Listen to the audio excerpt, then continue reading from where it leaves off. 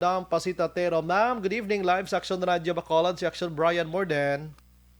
Good evening, Action Brian. Good evening man sa tanan nga pumuluyo sa Bacolod City. Aha. Kag ang tagpalamati naton. Yes, ma'am. Ikaw isa man sa nagpulabog taw halay pa kagabi hasta subong so far. Ma'am, anong update na ma'am? Anong data naton sa affected nga mga families, ma'am, barangays kag individual, ma'am, so far? Oo. So ang kagabi nga gintagaan naton sang serbisyo sa mga evacuation centers, may ara kita nga 30 ka evacuation centers, no, and that includes schools and other may ari ko nakita nga mga private nga mga lugar no, kung sa diin gimbutangan sa aton nga mga evacuees, no. So we have 30 identified venue or evacuation centers. Aha. And then, total number of families affected is 1,220 as of 6 a.m. kaina. So, pero sa subong hapon, may nagdugang naman no? Sa ato nga lista, wala pa ko ka-final gid. And ang total number of individuals is mga 4,986 ang aton nga inpasulod sa evacuation centers naton. Diri ma'am sa Bacolod, anong ang barangay gid nga mas madamo gid ma'am nga nag-evacuate kagabi? O ang damo gid Banago, no? Kay we have 3 identified evacuation centers para sa taga Banago, no? We have Banago 1, Banago 2, and the elementary school kag ang Domingo pag may iban pagka stay dito sa Abes 1, no? Or Abes 2. So, sila gid ang may pinakadamo nga mga nag-evacuate no nga mga pumuluyo. Kag dason ang sunod sininga na may pinakadamo ang Takuling, tapos ang ano pa ni? May mga Singkang Airport, no? So ang mga dalagko nga mga barangay sa amo man ang may mga damo man nga mga evacuees na nag stay sa evacuation center nato. Aha. Ma'am, inang may pila ka barangay or pila ka puloy-an nga mahambalaton totally damaged, ma'am, diri sa Bacolod, subong. As of today, this afternoon nga submit sa akon sa mga barangay. Hindi pa ni kompleto, mga 14 barangays pa lang ni. Aha. As of the 14 barangays, we have 138 totally damaged houses. Wow. And we have 1,155 na partially damaged as of this afternoon. So ang ining mga way nagigin na napulian, ma'am, subong kapabilin sila sa evacuation center. Oo. Yes. Oo, kay amo ganito nagambal ako sa ila nga wala pa nag-close ang mga iban nga evacuation centers. Ti amo tong hambal nila nga because ang ilang mga balay was partially damaged or totally damaged. Grabe. Hindi kapangita puro sang istara nila. Ay ni ma'am, mga higad suba ni or iban sa mga informal settlers gid mismo ginlupad lang gid sang hangin o mo sina. Ang laban sini sa mga higad sang baybay. Kag ang iban sa mga creek man o dalom tulay siguro bla na nagkalaguba man. So maamo ni ma'am may like sa sunog may batunon man isla from DSSD financial assistance. Oo.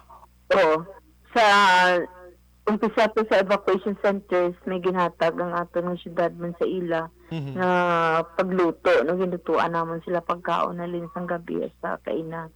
Breakfast until now, no, so may serve sa ila pagkaon. And beside that may ara pagid kitang ginhatag nga food pack sa aton nga mga affected families. And probably sa Monday we will process na sa mga needed documents para sa financial assistance nila. Pila man siya ma'am sa totally kag ang partial, ma'am? So kung sundo namon ang sa una nga pagpangatag naton kung total ganit 10,000, no, kung 10,000. partial 5,000. So ano pa ni namon kay Mayor kung that this will be the same formula or amount ang i-apply naton ni probably amo manigyapon siguro. Hindi siya mandated, ma'am, no? Kumbaga may mga changes na gali amo sina. It's up man to the local government unit kung pila gusto nga ihatag no sa financial assistance. Aha. Pero sa alin sang sugod kay Mayor Bing, Aha. amo ni ang iyang ginahatag kung total gani 10,000, Mhm. kung partial gani 5,000. May mga ang renter daw ma'am, way na sila labot guro ano? May ara ma'am. Wala na sila o wala Aha. na. Wala Kay, na sila. Oo. sa tagiyan lang kabalay kita. Aha. So subong nga damo, pila to ma'am gani ka puloy-an ma'am nga I mean pila ka families ang ara pa sa evacuation center kay way na puloy-an nila again ma'am. Mhm.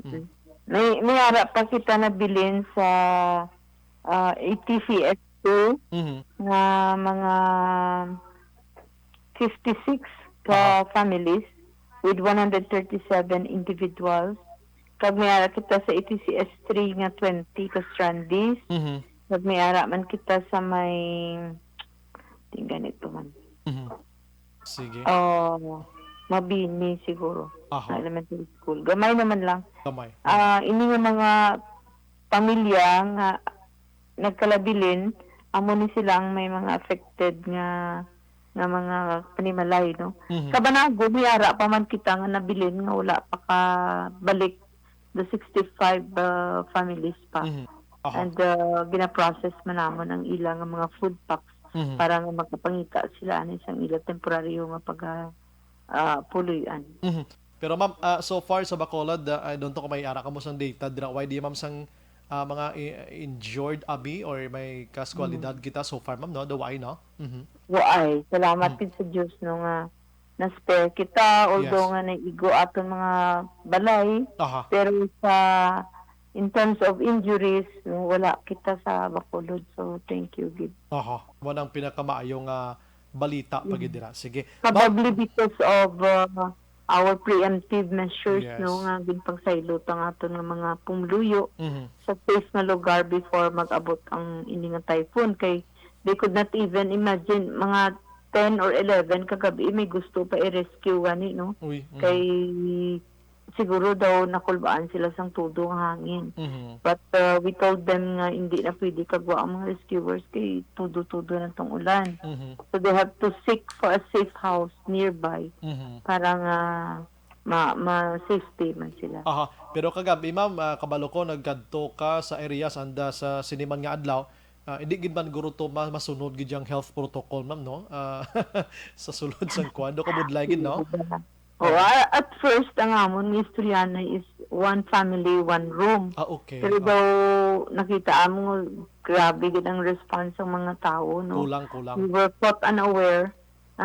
May iban nga mga ano tungod do sardinas. Pero they are all one family gid man pero tidamo Aha. lang sila. Pwede Sa guro isa ko na. ka Pwede kwarto. guro tupad balay lang yun ang kilalanay lang gid bala no. Do amo na Kilalanay lang gid. Yeah, kilalanay. oo. Oo. Sige. So, kapun pati everybody was so busy na doing their own task. Oo. Wala na gani na lantaw tong ilang nga mga temperature kagabi. Aha, correct gina. Sige. Ma'am, basi may ara ka pa gusto ihambal sa Bacolod nga way ko pa na pamangkot. Go ahead, ma'am. Mhm.